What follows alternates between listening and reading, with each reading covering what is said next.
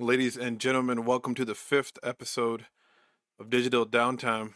Been doing this for over a month, man. Time flies, eh? I'm your host, Gilly.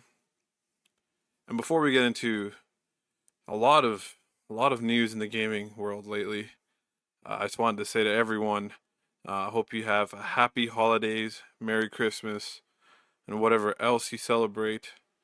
This time of the year is special for a lot of people, happy for a lot of people. Hard/sad for others. So regardless of what you're feeling, I hope you enjoy your time the best way possible. That's best for you. Enjoy the time off from work. Spend it with some loved ones if you can. Reach out to them.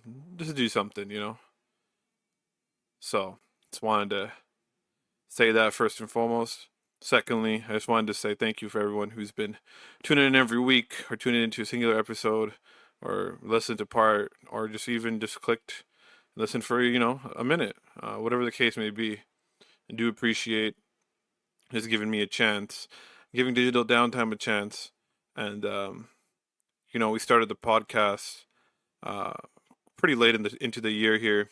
So I'm hoping 2024 will be a bigger year for growth overall for the podcast, and I'm starting to look into bringing guests, fellow gamers, streamers, hopefully some developers, if I hear back from them, just to bring you more, rather than just me sitting here talking about stuff on my own.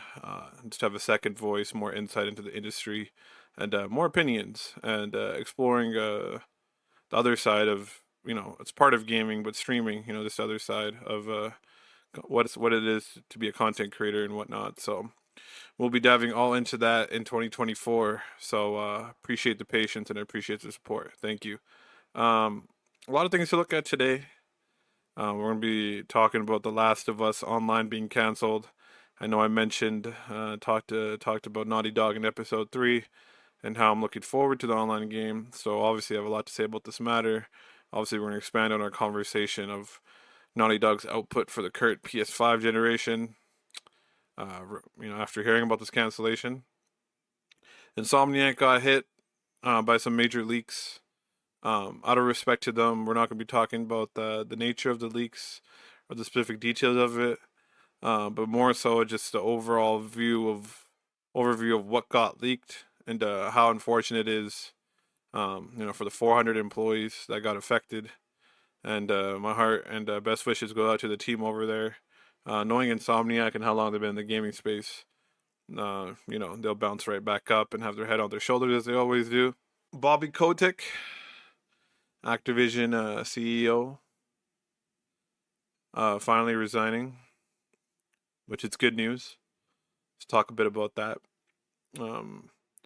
After talking about, these kind of 2-3 major gaming news, I'll just be talking a bit more about my 2023. I looked at my PlayStation year in review in Nintendo, and not a whole lot there, especially on the PlayStation side. Nintendo is mostly just Tears of the Kingdom and Splatoon. But I'll be looking at my Steam in review for 2023. Kind of just, majority of my time wasn't spent primarily just on new releases. But we'll talk a bit about, what I played and what I liked to just, it's a nice little reflection piece on that.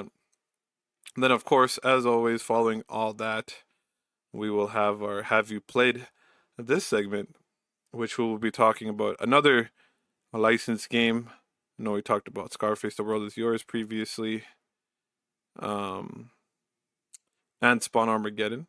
And today we'll be talking about another licensed IP in the wake of all these, in the wake of Marvel's Blade getting announced, and how Marvel's being more put into the gaming limelight as they're shifting their focus towards gaming more so.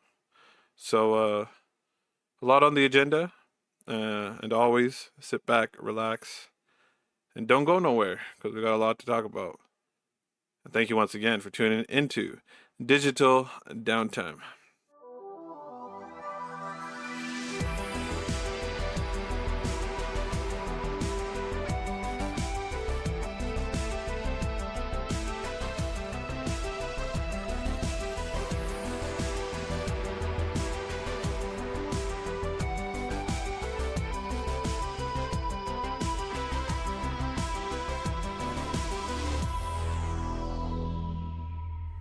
So, Naughty Dog's plan for a standalone multiplayer game, The Last of Us Online, after 6 years of development, faced cancellation in late 2023. The ambitious project lacked a set release date and platform details. The decision, driven by studio priorities, aimed to prevent a shift away from single player games. And this came on the midst of an update earlier this year where they said they're scaling down on the project. And the worry there for a lot of people was the game would end up getting shafted slash canceled, which is exactly what happened. So it's kind of unfortunate. So, The Last of Us Online never really secured a release date or window. Development began in 2020 apparently, with the pre-production preceding it, giving it that 6 year timeline I just mentioned. Neil Druckmann, or as I like to call him, Neil Cuckman, uh, assured us gamers at Summer Game Fest 2022, which is about a year and a half ago now, that there'll be more details. Then in May of this year of 2023, they announced a delay, citing the need to give the game a bit more time to cook in the oven, followed by the cancellation recently on December 14, 2023. Unfortunate news, really. The reason behind it was, and I quote or cite Naughty Dog from Naughty Dog, is divergence in priorities as the reason behind the cancellation. They said, balancing the demands of a live service game like The Last of Us Online with the commitment to single player narrative games was deemed unsustainable for the studio. And, as I mentioned in episode 3, if you haven't heard it, I don't think any of us were really asking for it to be this big live service game. We weren't expecting The Last of Us to be like, following a free to play model like the Finals or Fortnite or Halo Infinite and be this live action game that's going to, keep going years and years and, battle pass after battle pass and update after update. We just wanted something similar to what Factions offered in the original Last of Us and Last of Us Remastered. As I mentioned in that episode 3, would have been a perfect time just to attach a multiplayer mode with The Last of Us Part 2 remaster, and I just kept it simple 4v4. Obviously support the game with some updates here and there, some maps, but it needed to be nothing crazy. It just had to be a traditional experience because I've mentioned this many times before. The third-person shooter genre, especially in the multiplayer realm of things, is kind of lacking, and it would have been cool because I loved the pace of Last of Us Factions and the way the game played and a little slower. You know, um, Reminded me of my time with Gears of War. I also enjoyed the Uncharted multiplayers quite a bit. Really, really enjoyed Uncharted 2's multiplayer and Uncharted 4. And like again, it was nothing crazy. Just fun. And I really missed that era where games came with like a nice little Uncharted and Last of Us are both great examples. They came with a kick-ass, well-designed, like 10 to 15 hour single-player campaign, accompanied with just some fun basic multiplayer. And Sony did a lot of that on the PS3 with the Killzone series and Resistance. RIP to both of those as of late, especially Resistance. Um, so I just miss getting those full packages of fun single player, fun multiplayer. But obviously now in the multiplayer realm, the focus is free to play models with high monetization and games as a live service. So yeah, just overall disappointed. I understand that the commitment to single player narrative games is awesome.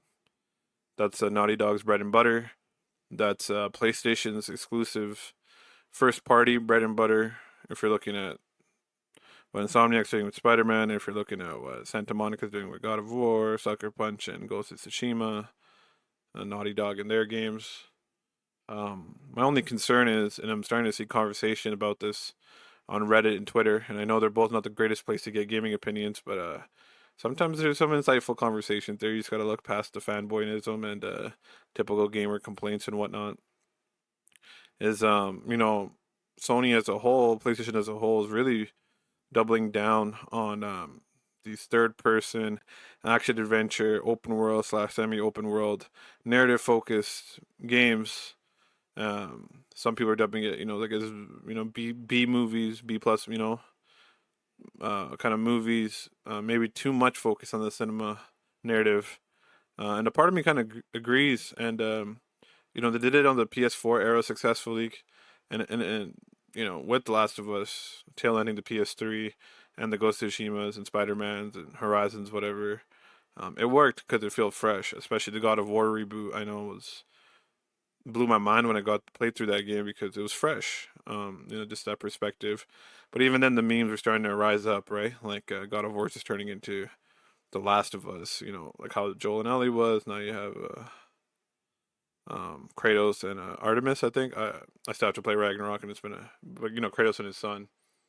So I think the concern and complaints are valid in terms of Sony's exclusive first-party studio output, kind of all being in this same third-person narrative B movie umbrella. But that's their bread and butter. Um, So like, I don't want anyone attacking me like, "Hey man, you really wanted a multiplayer game from Naughty Dog over what they do best?" And that's not what I'm saying at all. I just said it didn't have to be like this big live action multiplayer commitment, which is, making it hard for the studio to balance the two between live service and single player. So yeah, all around just a bummer. Um you know, the platform details remain undisclosed. I was, the swirling rumors was it was going to be a PS5 PC release cross-plat, which would have been cool. And as I mentioned earlier, the original Last of Us multiplayer was an extension of Faction. Originally what this game was when they first announced it was supposed to be an extension of Faction from the first game, and The Last of Us Part Two was promised to have an evolved multiplayer experience. And then Naughty Dog decided, hey, the project expanding beyond expectations and scope. So they wanted to work it as a standalone release, and even Druckmann emphasized that its scale was going to be comparable to what Naughty Dog does on the single player side of things. And we even got concept art. I remember two pieces. One was like a devastated San Francisco. You know, uh, kind of seemed like they were suggesting maybe a third-person battle royale, which would have been cool too. It says Fortnite will continue to dominate that space till the end of time. And then the second showcased characters on a decaying cruise ship, armed and equipped for survival. So we were promised a fresh story in San Francisco with a new cast of characters, storytelling approach. I guess it's just all speculation now. It could have been through seasonal updates or other means. Now remain unanswered and undisclosed.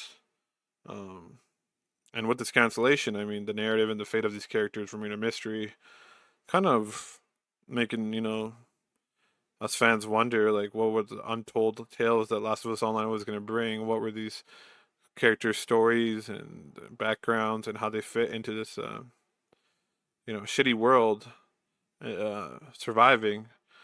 What would there have been stories? We met all the cool characters, the Bills and the Sams and whatnot, and The Last of Us. Would have been cool. Would have been cool. Um, but yeah, just to recap, you know, it's a difficult choice between balancing a live service game studio or prioritizing the legacy of their single player narrative games. And the decision ultimately came to prevent resource diversion. So, that's my thoughts on that. Um, if you look at Naughty Dog now, they did the Uncharted Legacy Collection, whatever it was, which was Uncharted 4 remaster and Lost Legacy remaster. So remaster there for the PS5, Last of Us Part 1 remake for the PS5. And now in January, we're going to have The Last of Us Part 2 remaster as well. So you're noticing a trend here with Naughty Dog and their current output on the PS5. So here's hoping they do produce and release something during PS5's run here. But what I'm sensing is going to be something similar to the original Last of Us, where it comes at the tail end of the generation, and then it gets remastered again for what I would suppose be the PS6. Because why would Sony name it anything different? So that's that. Switching gears a little bit, not necessarily. Still talking about Sony's First party studios. Insomniac Games suffered a significant chunk of their future games, earnings, and personal information leaking online. So once again, my heart goes out to all the devs, 400 plus, getting their personal info leaked online. That's probably the worst part of this, and their earnings, and kind of their roadmap. This leak comes from a previous series of events where the hacker group known as Reseta, who cares, man? Bunch of fucking losers. Acquired confidential information from Insomniac Games using ransomware on December 12th, 2023, and demanded 50 Bitcoin, which is an estimated value about $2 million. Within a week, otherwise they would release all they had gained access to publicly. The ransomware attack was found out by Sony. However, it unfortunately seems that they were unable to circumvent the situation, and therefore, the big leak happened. This unfortunately lays out Insomniac's roadmap all the way up until 2035, so like 12 years, over a decade. And again, not going to go into the details of the games and whatnot, and personal information on the developers, which is shitty. So regardless, I've seen the speculation on Twitter.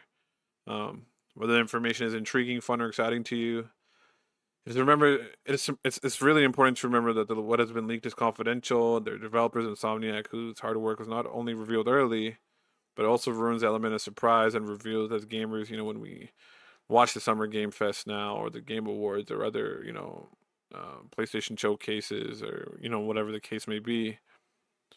Very, very unfortunate. But they're the ones personally dealing with the repercussions of their personal information, like their passports and addresses, being readily available by anyone, anywhere. So just keep in mind of that when you're out here spreading of all this. Yeah. So a lot was leaked. Insomniac's roadmap of future IPs and licenses, all their future projects up to 2035.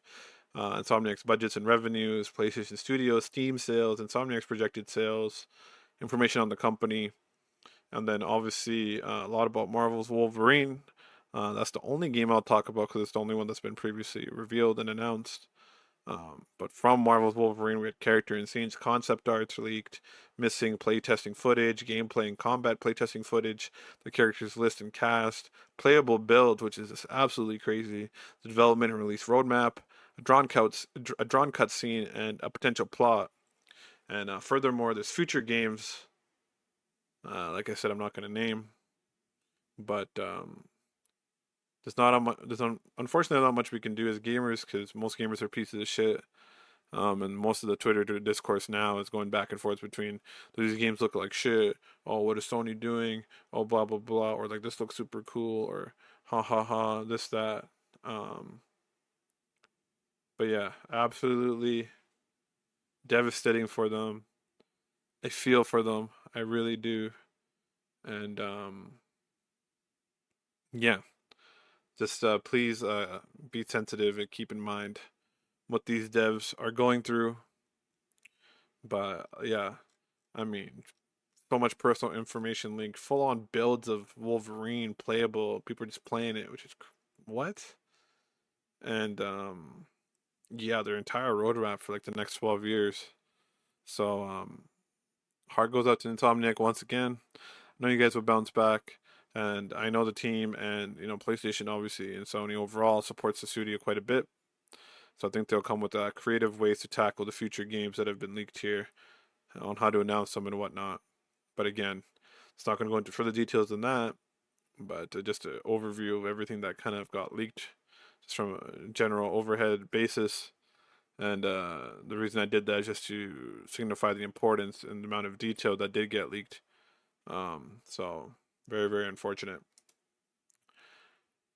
Now, shifting more gears, aside from PlayStation news, huge Microsoft news. Microsoft announces more Xbox leadership changes as Activision's Bobby Kotick finally fucking departs. Fuck you, Bobby. That's all I got to say about him. Officially stepping down on December 29th of 2023 of this year. Microsoft has not appointed a direct replacement. Instead, has rolled a suit of Activision Blizzard executives, including Blizzard President Mike Ybarra, Activision Publishing President Rob Kotick, and Activision Blizzard Vice Chair Thomas Tipple, under Microsoft's game content and studios president Matt Booty. So Matt Booty will be overseeing Activision Blizzard as a whole, it seems, with those executives right behind him. Kotick's departure comes after 2 months after some big Xbox leadership changes. Big Xbox leadership changes. Pardon me. I'm tired, man. Usually I record these podcasts on the weekend. I'm all ready to go for the subsequent show following Friday. I'm doing this one on a Wednesday after work because, just, I'm just bad with time. But bear with me. But yeah, comes 2 months after some big Xbox leadership changes that saw Sarah Bond promoted to Xbox president, leading all the Xbox platform and hardware work, and Matt Booty promoted to president of gaming content studios, including overseeing Bethesda and ZeniMax Studios. Now Booty's getting even more responsibilities with Bethesda, Activision, Blizzard, and Xbox Game Studios all under his watch. So 3 big publishers with dozens and dozens of devs under the umbrella of the 3. So Matt Booty's got his plate full. Microsoft's largely keeping the leadership team of Activision Blizzard in place with some executive level exceptions. Chief Communications Officer Lulu Missouri will leave the company at the end of January. And Humam Sakini, Vice Chairman, will also depart at the end of December. And a number of Activision Blizzard executives will depart in March too. Brian Bellotto, Chief Administration Officer, Julie Hodges, Chief People Officer, Armin Zerza, Chief Financial Officer, and Grant Dixon, Chief Legal Officer, are all reporting to their Microsoft gaming equivalents. So, that's kind of what's going on there. Phil Spencer shot off a full internal memo earlier today, which we'll get into in a bit here. But Microsoft's still kind of finding ways how to integrate Activision Blizzard into an expanded Microsoft gaming business. And with Matt Booty now taking more responsibility than ever before, it'll be interesting to see how they fit Activision Blizzard into their Xbox portfolio. Obviously, a lot of Xbox/PC Game Pass fans are now waiting to hear from Microsoft on its plan to add Activision Blizzard games to the Xbox Game Pass. Phil Spencer previously blamed the deal's long regulatory process for not having a back catalog of Activision Blizzard games available in Game Pass, warning we'd have to wait until 2024 for news on game additions. And Activision Blizzard also revealed on X, ahead of the Microsoft deal closing, that Modern Warfare 3 and Diablo 4 won't be coming to Game Pass this year, but 2024 is just around the corner.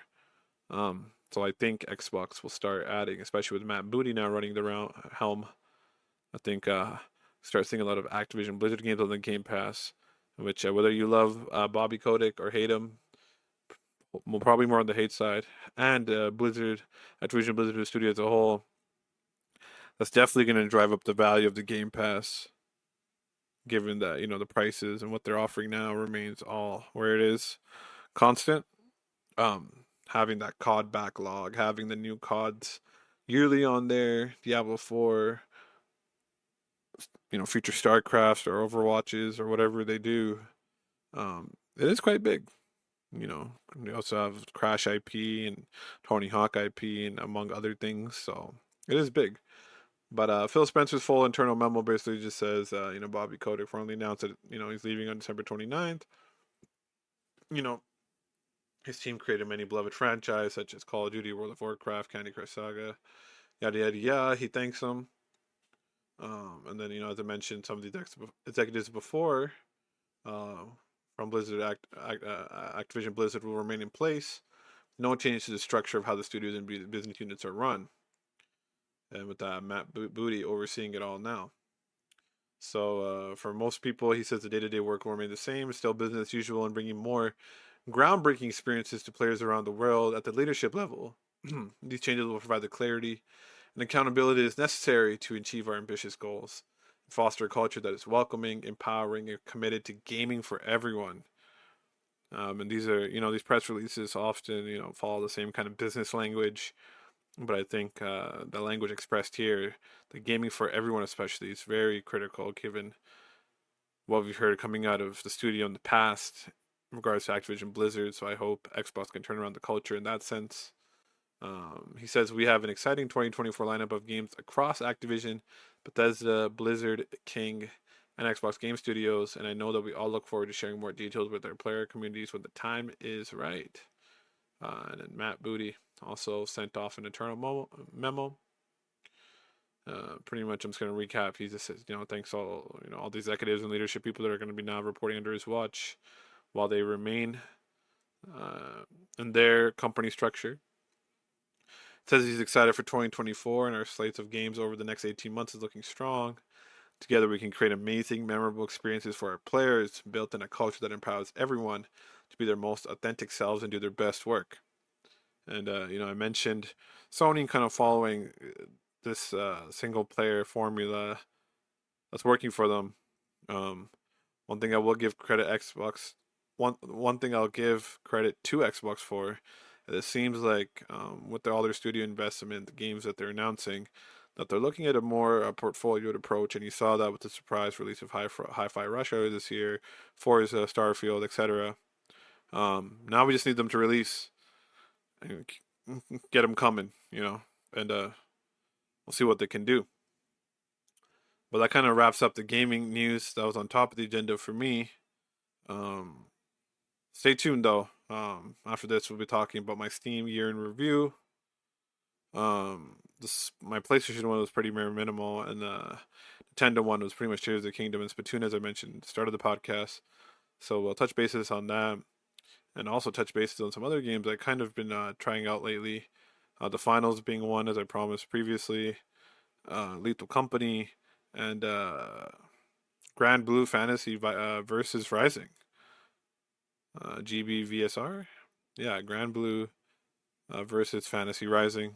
Hopefully I didn't get that backwards the first time, but if I did, I apologize. And more. So stay tuned. So, shifting focus completely from the gaming news, sorry.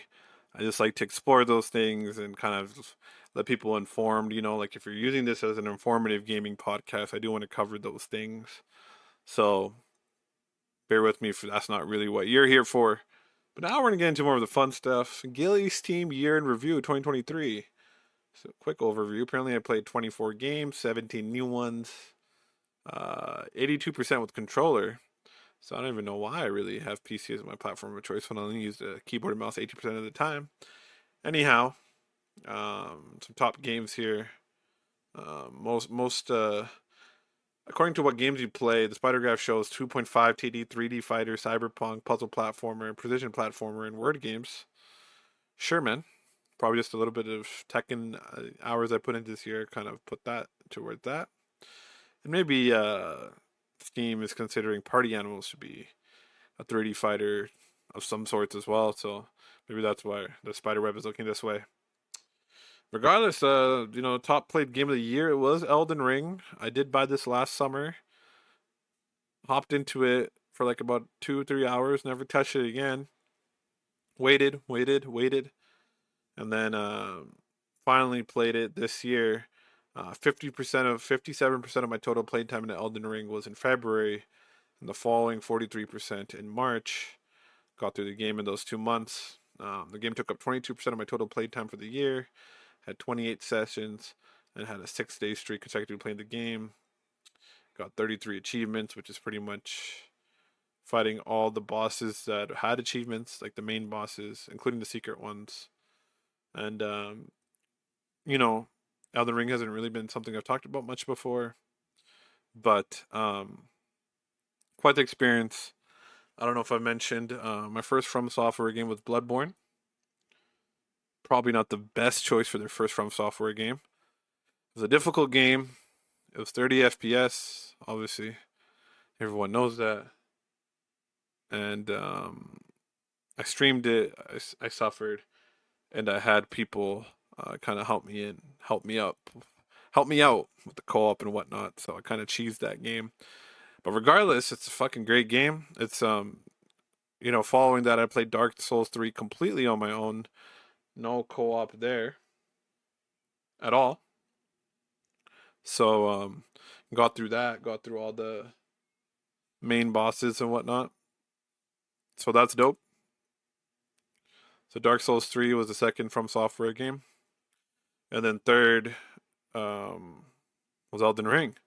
And I think out of the three, if there's one from software game I would recommend over anything else, definitely would be Elden Ring, just due to the open world nature of it. If you find a boss or an area too difficult, hey, you can bounce out and do something else and cheese or level up or to explore the grand map and, all of the intricacies of the little dungeons and whatnot and the underground world and yada yada yada. But there's the freedom of choice is what make Elden Ring the difficulty, and I think that's what kind of, the game is still hard, but because you have that freedom to go around and come back to areas and whatnot, I think it makes it a more accessible and fun experience. And essentially, it's Dark Souls in an open world, which kind of speaks for itself. That's why it sold as well as it did and received the critical acclaim it did. And I wasn't a believer at first. That's why initially when I played it in the summer of 2022, I was like, okay, whatever, you know what I mean? That's all it is, just Dark World's open world. But when I finally sat down, started getting through it in February and March of this year, I was like, okay, dope, dope, dope, dope. So, the tagline Twitch has for me is you and Melania have a relationship, a toxic, abusive relationship. Fuck that boss. But Elden Ring, ladies and gentlemen, and I do look forward to the expansion slash DLC in 2024. And I'm excited to see what From Software does next. I know they came out with Armored Core, which maybe I'll try someday. Just not on my radar. Not really. Not like, wow, that game looks fun. I need to play that to stick out to me. But more in the Soulsborne like genre. I'm excited to see what they can do next. I think they have to switch it up. Obviously they took Dark Souls and made it open world with Elden Ring, and it worked. And it worked very well, and I thoroughly enjoyed it. But I think they're gonna have to switch up the formula a little bit regarding this genre. And I think they will. They always do. They always find a way. But Elden Ring, top game. Second was Cyberpunk 2077. Well, 23% played in October and 77% of it played in November. And again, I talked about this. I was talking about the Game Award nominees. If you haven't played Phantom Liberty, go play it. It is that good. I don't think, like I said, the 2.0 update or now 2.1 or whatever they're at is enticing enough for me to go through the whole entire main story again. Who knows? Maybe one day, because I'm already having the itching feeling of going back into the world. I don't know why, because this is a game I did not like when it originally released in 2020, or it didn't live up to my expectations. I think I gave it like a 6 out of 10 or whatever. But I'm starting to kind of feel that itch. But I have so much in my backlog and so many future games that are coming out that I probably won't. But yes, if you've not played Phantom Liberty, go check it out. Awesome, awesome, awesome, awesome. Third on the list was Party Animals. 80% of this was played in September. I played a lot of it in release. 20% in October, and I haven't touched it since. I haven't touched it in 2 months. I thought this game obviously would have more longevity. I think it will still, but I think it's gonna be kind of be that party game that friends kind of hop on and play occasionally from time to time. Like I said, the matchmaking is fun. It's a fun game overall, just sweaty. And they took their sweet time releasing this game, and it did ship out with X amount of maps. But obviously, some of the 4v4 game modes are not everyone's cup of tea. The sports modes and stuff like that, and that's kind of what fleshed out the rest of the map selection here. But still a fun game. Check it out. Don't let the Steam review bombs initially that occurred bug you. Another honorable mention here, since I mentioned Sony and Nintendo, I did have an Xbox here in review as well, but that was just Starfield because I got the Game Pass just for September and then hopped on Starfield, ran through that game before I started my new job and played that. So honorable mention, just recapping everything that I kind of touched this year. About 45 hours on that, and that's doing the main quest and all the faction quests. So I guess I did play a lot of new releases this year. Aside from Elden Ring, Phantom Liberty was new, Party Animals was new, Starfield, Tears of the Kingdom, whatnot. But back to the Steam and review here. So Party Animals is the third game. Vampire Survivors was the fourth. 100% of total play time in January. I think I played a bit of this in December as well. If you've not played Vampire Survivors and you're a gamer, just play it. That's all I gotta say, man. It's a roguelike bullet hell survival game. I'm sure you've heard of it. I'm sure you've seen it. I'm sure you've seen, it's cheap as fuck. There's a bunch of DLC out that I have not checked out yet, which I probably should. Just go play it. All I can say. So I'm glad to see that made the list. Fifth game on my list here is Outer World Spacer's Choice Edition, and 69% of the time, 69 by the way, nice. Sorry, just had to throw that joke in there. 69% of it played in August, and the remaining 31% of it in September. I really was kind of just playing this game to get prepared for Starfield, and my buddy Ricky was able to provide me a code for the Outer Worlds. And I respect Obsidian as a game studio as well. So shout out to Ricky, shout out to Obsidian. And ultimately, I enjoyed this game as much as I did Starfield. And take that as you will, whether that's good or bad. But I played this game in prepping for Starfield, thinking Starfield was going to be like this game, but 10 times more in terms of the polish and the detail and like how expansive it was going to be. And obviously, they have this big studio budget behind them compared to Obsidian pre Microsoft acquisition, so we'll see what their budgets look like now with the Xbox Game Studios funding. But I enjoyed this game just as much as Starfield. Obviously, it's smaller in scope, less planets, all that. But I think overall it had better dialogue and cooler characters, and it was neat. Not the perfect. The gameplay's a little boring. It's not the best Obsidian game, right? It's not. It's not no New Vegas or Pillars of Eternity or anything like that. But still fun. So I played that as well. My most played time was in the winter, January, February, March, and then September, October, November, with the summer months kind of being less played, which makes sense because it's summer, but also doesn't make sense to me because I was unemployed. But, anyway. But yeah, top 5 games being Elden Ring, taking 20% of my total play time, Cyberpunk, which is pretty much Phantom Liberty, 14%, Party Animal taking up 13%, Vampire Survivors taking up 11%, and then the Outer Worlds Spacer Choice Edition taking up 9%. So, top 5 of the year for this team. Looking exploring the rest of the games I played, that was the top 5. Red Dead 2, which is for RP purposes. I remember earlier in the year I checked out Undisputed, which was made by Indie Studio, being a Fight Night kind of spiritual successor. Was very hyped for it, bought it. Did have a little bit of fun with it, but it just wasn't quite Fight Night, and it had a lot of kind of just clunkiness to it, and just some weird gameplay pacing and whatnot. So, but yeah, if you're interested in boxing games, it's probably the best thing you'll get on PC right now, and it's only on PC because it's an early access, no consoles for Undisputed. So check that out. Played a bit of Battle Bit Remastered, which is a fun game, just not just that style. Just didn't hook me in the long term. But Battle Bit Remastered, if you're a Battlefield fan, go check it out. It's probably the best Battlefield in years, and it's not even a real Battlefield game. It's Battle Bit made by an indie team. Played Hollow Save the Fence. It's just simply because it kind of looked like the VTuber anime version of Vampire Survivors. That's essentially what it was. And I put a couple hours on this game, nothing too crazy, but enough to get some achievements and beat 3 bosses and whatnot. But it is a fun game and it's free to play. So if you're looking for another, first play Vampire Survivors.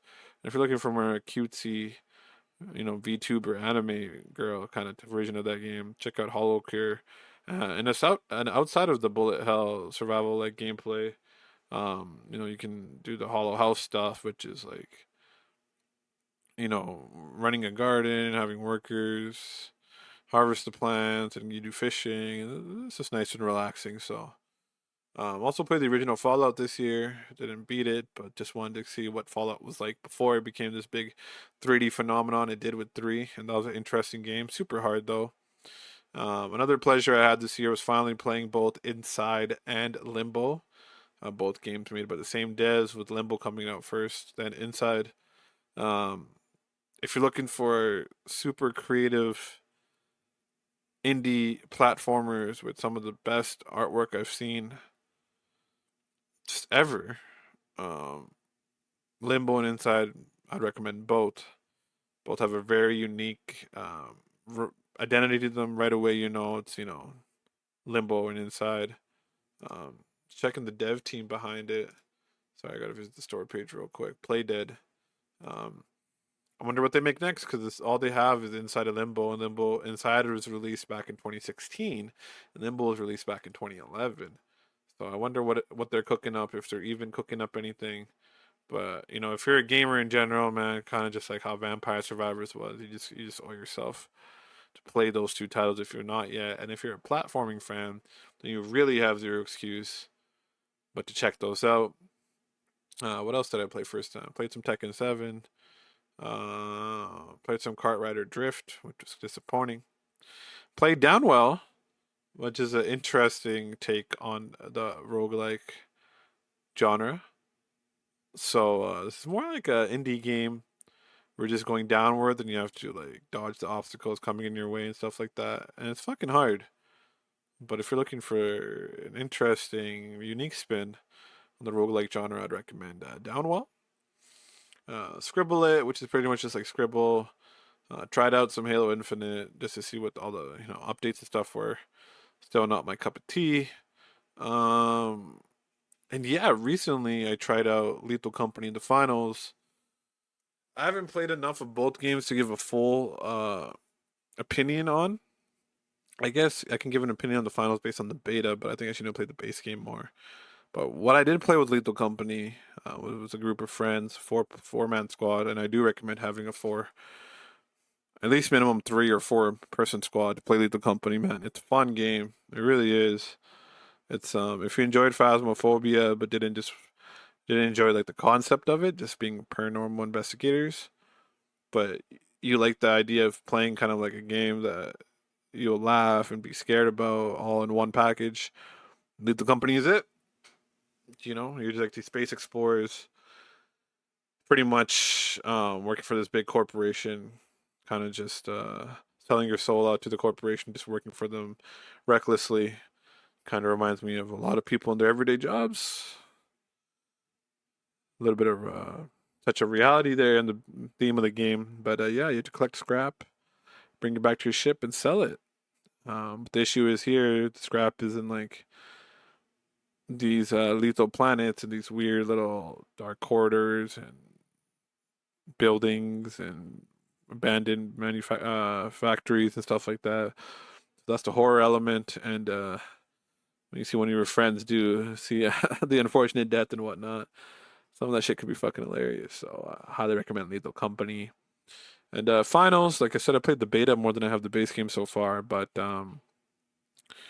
how do I explain the finals, man? It's kind of like the COD's plunder mode with the Halo's multi-team format, like the 3v3v3v3, with the kind of like Battlefield Bad Company Destruction, which makes sense because it is X Dice developers. What's trying to make a high-paced game like a Overwatch, or I don't know, a Quake or Fortnite, something along those lines.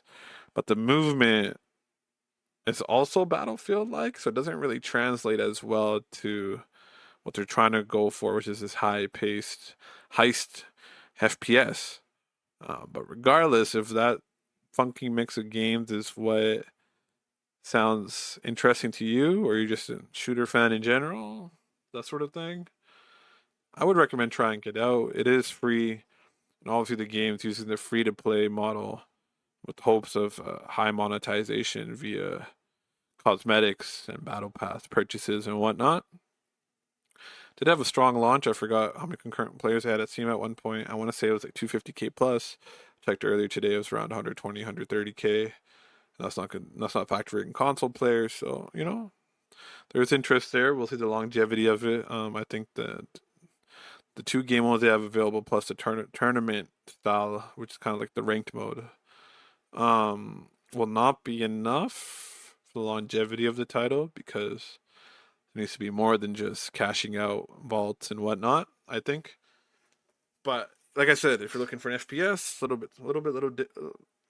little bit different, but feels familiar, and that's the finals.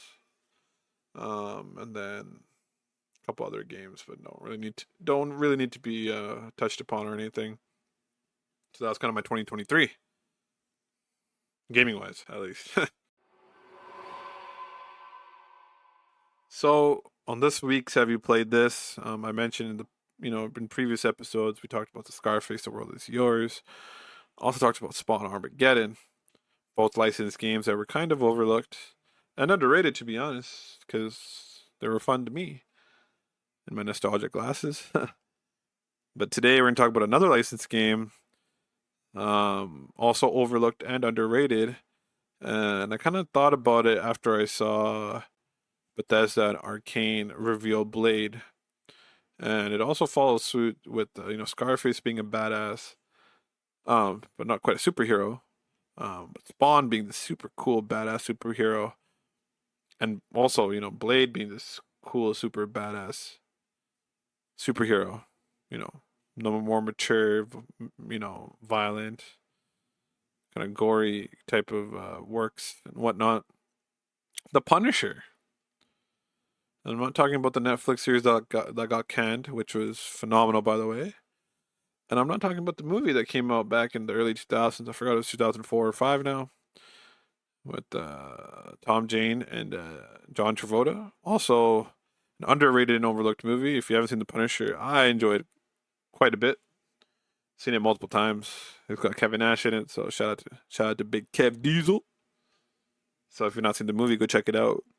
But there was a game as well during the PS2 Xbox era, simply titled The Punisher. And for the previous Have You Played This, I kind of pulled up the fact sheet a little bit on the games, but I don't think I need it for The Punisher. Maybe I can pull it up just to see who the dev team was. But it was like this third-person linear shooter game. Not in the same vein as how Spawn Armageddon was or anything like that, because Spawn Armageddon was more and the Devil May Cry lens kind of things. This was more of a third-person shooter action adventure game, kind of like a Max Payne / Gears of War before Gears of War came out in 2005. Sorry, but obviously not that quite level of polish and budget and quality, but still fun. And it was actually it was actually developed by Volition. Don't know who Volition is. They're behind the Red Faction series, which went from FPS to a third-person shooter over the years, which confused me. But I played the original Red Faction quite a bit with my friends in person LAN, which came out in 2001, which was one of the very first games I got on the PS2. But yeah, that was a first-person shooter, and they followed up by Red Faction 2. And then they came out with the Punisher. Then they came out with Saints Row. So did the OG Saints Row developers, Saints Row 1 and 2. Then Red Faction Guerrilla and Armageddon, where they put Red Faction third person. And they came out with Saints Row the Third, Saints Row 4, Agents of Mayhem, and finally the rebooted Saints Row of last year. So over time, Volition kind of fell off, I guess, in better, nowadays terms. But nevertheless, a solid portfolio of games that I all pretty much enjoyed, other than the recent reboot of Saints Row and Agents of Mayhem. And even Saints Row 4 was a little wacky, but the 3 Saints Row games, the Red Faction games, didn't really get to. I played Guerrilla a bit, but I never really played Armageddon. So I haven't played the third-person Red Faction games too much, but I did play the shit out of Red Faction 1 and 2, the original FPS on the PS2. But they did make The Punisher, and it was published by THQ, which makes sense, because most of their games were published by THQ, all the Saints Row and Red Factions and whatnot as well, until recent times where Deep Silver kind of took over, starting from Saints Row 4. But yeah, man, they made it, man. They made a Punisher, Marvel Comics anti-hero, of course. If anyone knows the plot of Punisher, it's not really a spoiler. It's kind of just like the plot of his backstory anyways. His family's murdered by the mafia, and then Frank Castle, aka the Punisher, devotes his life to punish these criminals, hence the Punisher. And just like the movie, Thomas Jane does reprise his role as Frank Castle, the Punisher, in the game as well, which is cool to get that voice acting license. Many cameos in the game. I remember there was Iron Man, Nick Fury, Kingpin, I think Matt Murdock, which is Daredevil, right? And a few others. A little bit of exploration, but mostly linear combat. And you can attack, and you can do one button quick kills. There's numerous fatal assaults. There's also the environment kind of had these interrogation hotspots where like you can interrogate your enemies, like death threats and torture and whatnot. Forcing them to share information that might help you. Um, and at the end of the level, you also get punished, or your score gets a minus for shooting innocent people or killing innocent people, because obviously he's punishing the criminals that did him wrong or the society wrong. Hence why he's an anti-hero. Even though his methods might be brutal, he's doing it from the good of its heart. So, reading more about it here, the game ended up did selling around 1 million copies, which isn't a lot, but it was profitable because I'm guessing Marvel at the time licensed it for pretty cheap compared to what the Punisher would be licensed to now. And they also probably thought it was a way to promote the movie at the time as well, right? So makes sense to me. And there's a lot of torture and gore. I probably shouldn't have played it as a kid, but hey. And that was kind of the controversy of the game. Originally had adult only rating, similar to how Manhunt 2, because the interrogations and the tortures and all that stuff. But they ended up revising the game to make sure they hit that mature rating. But yeah, like I said, I know it's hard to find PS2 Xboxes nowadays, but I think there is a Windows version available of the game too. If you can somehow find it. But yeah, if you're looking for like a third-person action adventure game that you play as the badass Punisher, kind of in the vein of Max Payne, Manhunt, kind of gory shooter, third-person shooter, I'd recommend the Punisher. I enjoyed it quite a bit, and he's actually one of my favorite Marvel characters of all time. So, when I thought of Marvel's The Blade getting announced recently, I was like, oh yeah, didn't they make wasn't there a Punisher game? So I'm hoping this opens up the window to maybe the Punisher and Daredevil, for that matter, being possibilities for future games as well. Just don't know who would quite make the Punisher. It'd be sick.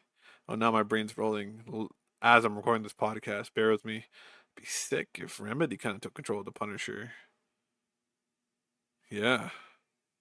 Or even the Coalition. The Gears of War devs now. That'd be fucking sick. Talk about, like how Microsoft got the Blade for Arcane. If they're able to get the licensing rights of the Punisher, you have the Coalition. Whoo.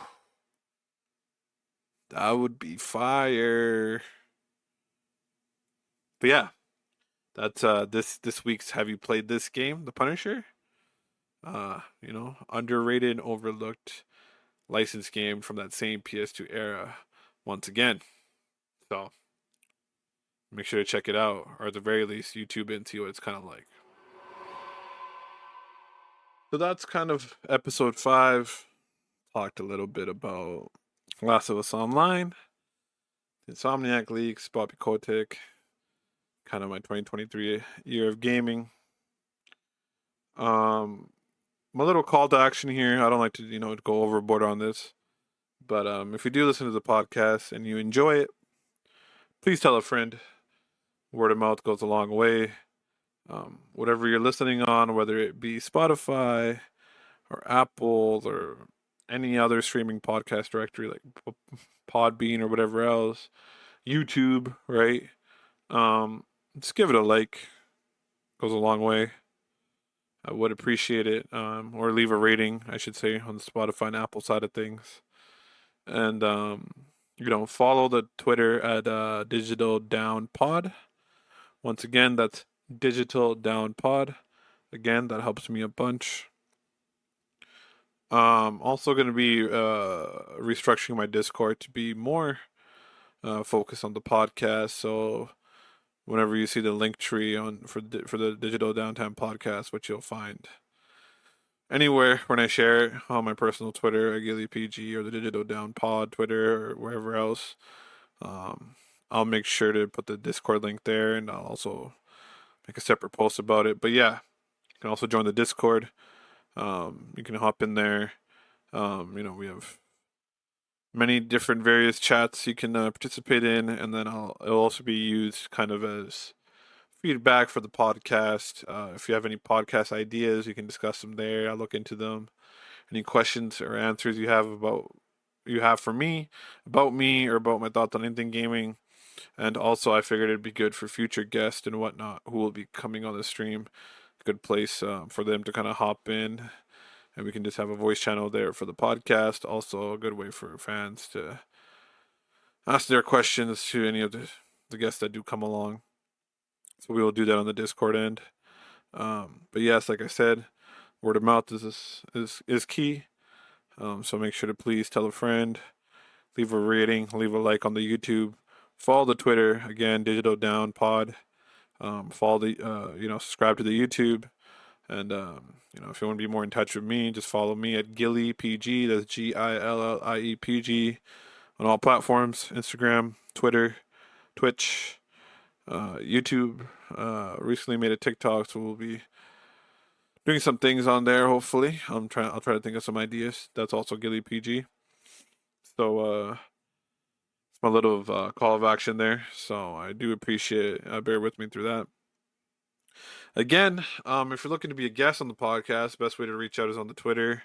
You can also reach me at digitaldowntimepodcast@gmail.com altogether. So again, digitaldowntimepodcast@gmail.com if you're looking to be a guest on the show. And also, it might not be the biggest podcast yet, but if you're looking, we are looking for advertisers/sponsors.